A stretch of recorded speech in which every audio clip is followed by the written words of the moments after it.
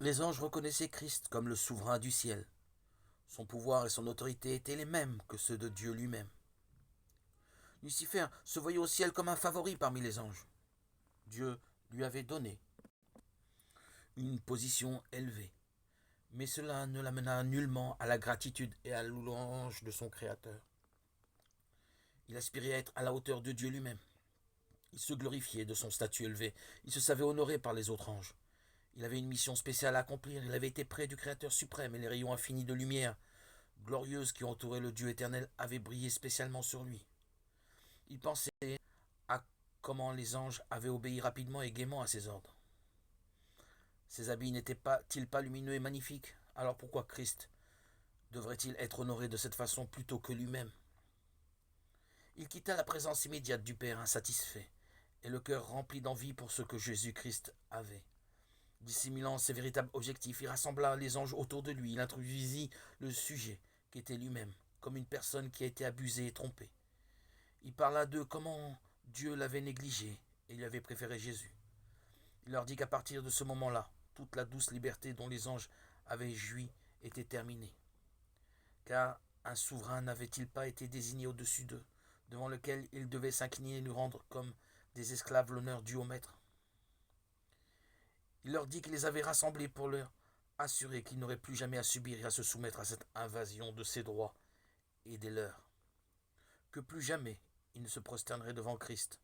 Au lieu de cela, il prendrait pour lui l'honneur que Dieu aurait dû lui conférer. Et il serait le chef de tous ceux qui le suivraient, se soumettraient à lui et obéiraient à sa voix.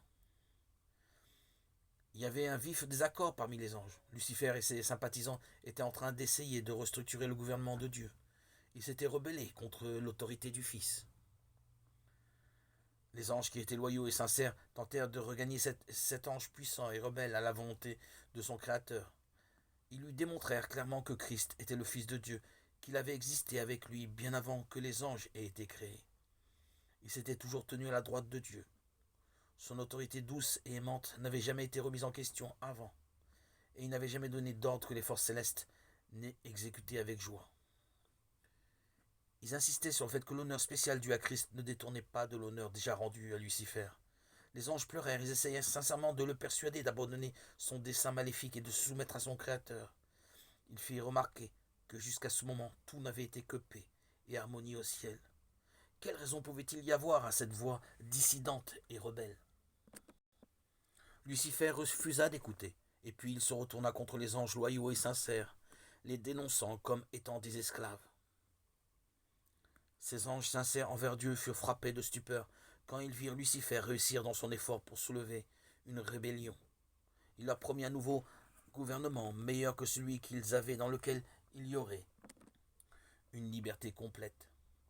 Un grand nombre exprimèrent leur intention de l'accepter comme leader et commandant en chef. Quand il vit que ses efforts étaient couronnés de succès, il se flatta du fait qu'il aurait bientôt tous les anges à ses côtés et qu'il serait l'égal de Dieu lui-même. Ils entendraient alors tous sa voix, l'autorité qui commanderait tous les hôtes du ciel.